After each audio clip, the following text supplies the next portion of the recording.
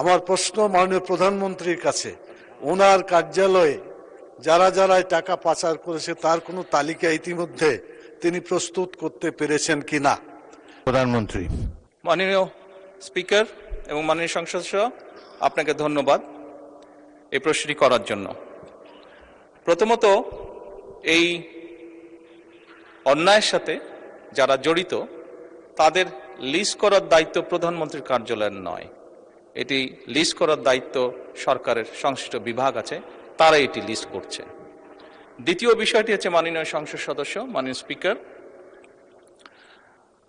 এটি বর্তমান সরকার একটি নির্বাচিত সরকার। আমরা অতীতে দেখেছি সরকারের বিভিন্ন ব্যক্তিবর্গ তাদের বিভিন্ন রকম ইচ্ছা আগ্রহের কারণে দেশের আইন কানুন নীতি নৈতিকতার তোয়াক্কা না করে যাকে যেরকম হয়েছে উঠিয়ে নিয়ে গেছে, যার কাছ থেকে যেরকম মনে হয়েছে জোর করে কিছু লিখিয়ে নিয়ে গেছে। বর্তমান সরকার আইনের প্রতি শ্রদ্ধাশীল।